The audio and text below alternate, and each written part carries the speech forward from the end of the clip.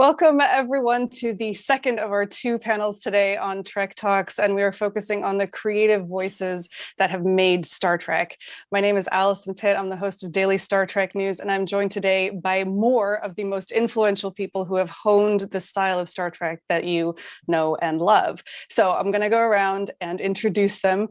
First up, we've got Dennis Danger Madalone. He's a stuntman, stunt coordinator for most of Star Trek at this point, and he has the distinction that Memory Alpha credits him with too many characters to list. So that's pretty amazing. We've got Dennis McCarthy. He's a composer for most of the Star Trek episodes that you remember, and he won an Emmy for the title theme for Deep Space Nine. Ronald B. an Emmy-winning visual effects supervisor who worked on everything from Encounter at Farpoint to These Are the Voyages and almost everything in between. And last but not least, Rick Sternbach. He's an inspirational production designer who is credited with things like The Pad, Deep Space Nine, and the USS Voyager. Thank you all for joining me today, and I'm really looking forward to having a fun discussion with you guys. So, thanks. Yeah. So listen, before we started, I had this lovely list of questions that I was going to ask, and then we all started talking before we actually started today. In the green room before we went live, Bill and Dan from Trek Geeks were actually talking about the episode The Visitor, which is one of their favorites, and specifically the soundtrack. Now, Dennis, you were talking about your work on the soundtrack for that, and you said something that really caught my ear, which was that you said that Star Trek never tied your hands creatively, and they let you work creatively in your craft. So I was wondering if you could tell us that story, and for all of you, what was it like as a creative person working within the Star Trek universe?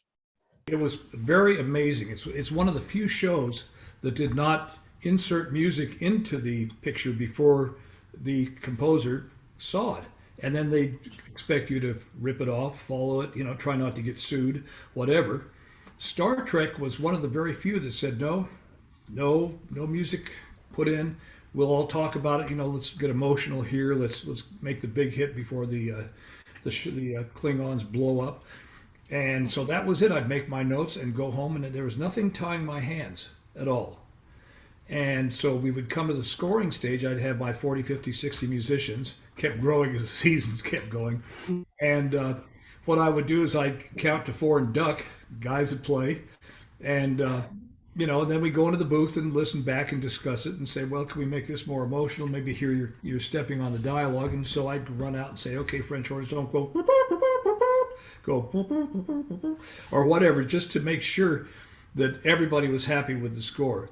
And so it was one of the 18 years I did the show. It was fantastic, and to never have anybody put in a piece of music and say we want you to emulate this. It was a marvelous experience. I mean, with other shows, I did one season of Dawson's Creek until they realized how old I was, and and also you walk into that show, and every single second of the show was covered with the temporary music, and you better follow it. So it took about half the excitement out of it. It's just a lot of the things you want to do, you just couldn't do. You were limited.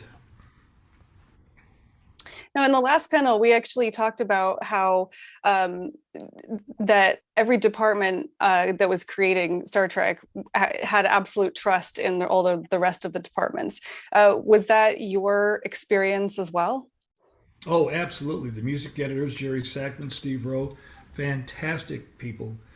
And everybody, the mixers on the stage, the musicians themselves, Peter, Lawrence, and all of our directors and producers who came in, everybody contributed, and everybody had something wonderful to add.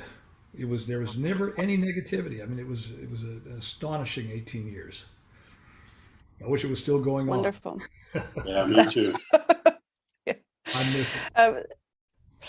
So along the same lines from before, so Dennis, Danger, should I call you Danger? Yeah, Danger's good. Yeah. Okay, danger.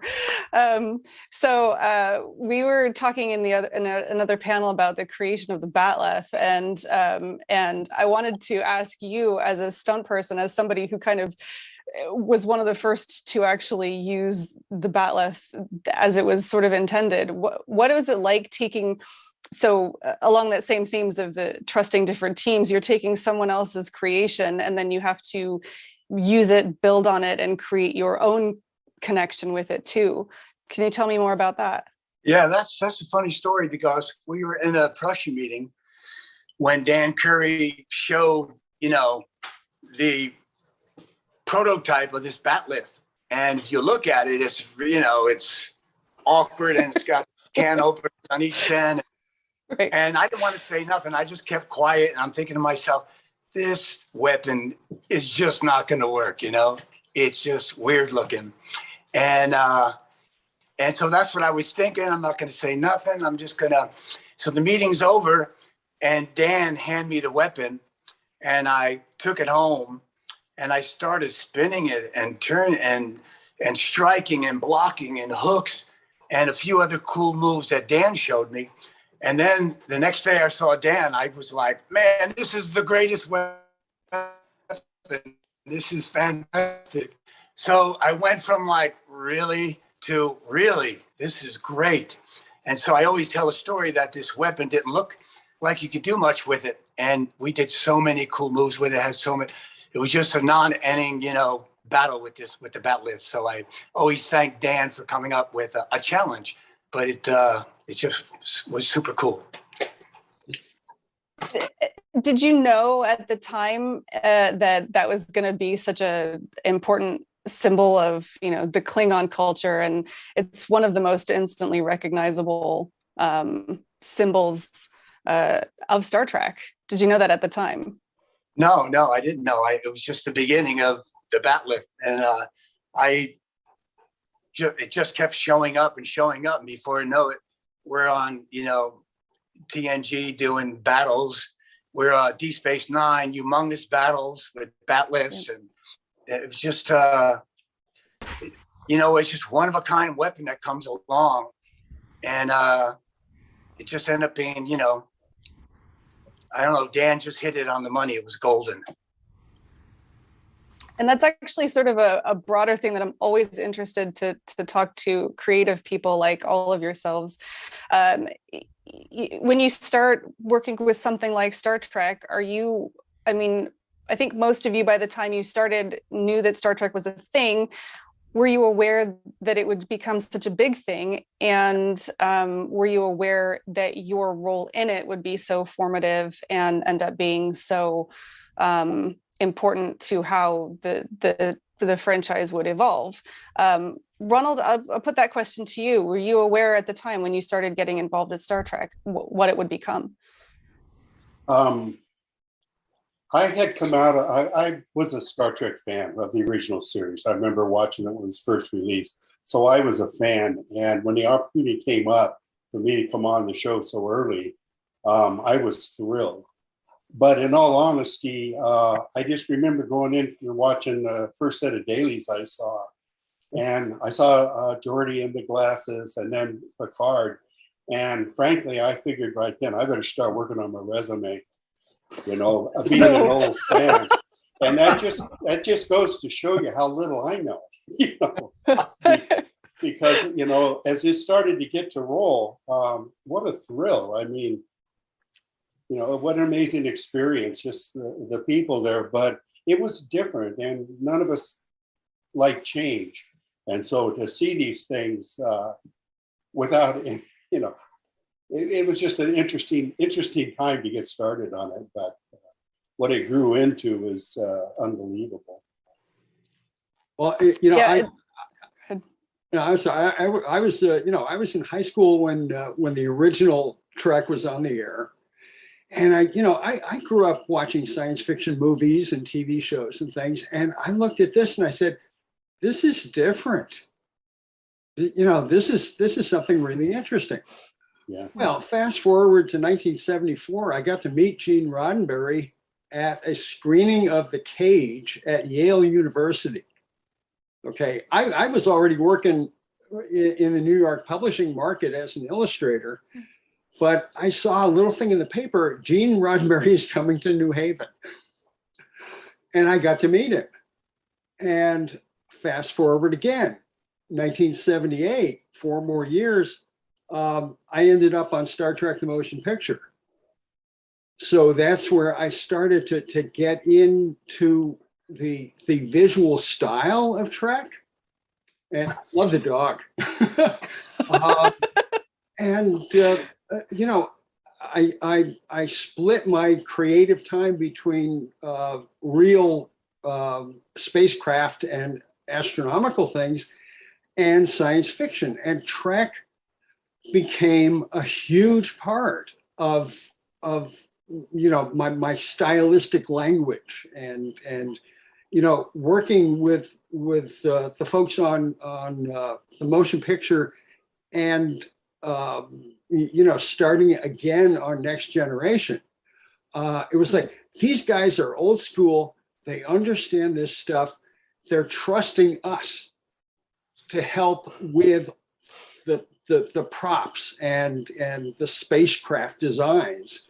And, you know, I was there for 15 years. Did you, so you kind of had a sense of how big this was. Did you ever at any point look at what you were doing and what you were part of and go, I have no idea what I'm doing here? Did that ever cross your mind? No, fortunately, no. I mean, there were times when, okay, we had to have something ready for shooting the next morning. Okay, so yeah, some of us worked overnight, but you know, yeah. we never you know, we never were frightened by the process. You know, I got to work with, you know, like the sign shop and the carpentry mill, and you know, getting to learn all of the other crafts, getting to interact with them. Because, you know, as I love to tell people, every 10 working days, we were into a new episode. Bang, bang, bang. Yeah. And maybe 3 at a time. Yeah. Prepping, shooting, post. Yeah. Exactly. Yeah. Second unit. Yep. Yeah. Yep. So you didn't have time to stop and wonder. Sounds like. I have this really shitty job. I have to come in and break up the party. It's like, which I hate, because I would. No, you were invited to the party. I was invited to the party to break up the party. Come in, yes. Like the Fed, as they say. Just the party gets going, the Fed comes and takes the punch bowl away. Thank you all so much for your huge contributions down the years, for making this franchise what it is, for being here today to support the Hollywood Food Coalition. I can't thank you enough. All of our clients, all of our staff, all of our board. A smooch to you all. Just great you're doing this. Yeah. Thank you. The need is great, and I'm very proud of the organization that I work for. I'm very proud of it. Coming up, Peeps from Enterprise. Unfortunately, Linda Park could not join us, but she's made a lovely little video talking about what our work means to us. I also, with a couple hours left, want to say we're now up to $27,000. Rod Roddenberry very generously said that he would match us up to $30,000. Wow. Every dollar we get for the next 3,000 clams is going to be matched dollar for dollar. So if we can make it to 30, that means 60. What a huge and wonderful night. So do what you can. And again, if you've already contributed, but you want to keep spreading the word, let your friends via social media know we've got a couple hours left. Some still extremely cool guests. Jerry Ryan will be ending the evening. If you want to see Jerry Ryan, if your friends want to see Jerry Ryan, send them our way. Linda's video. And after that, I'm going to join my boys in Enterprise on a panel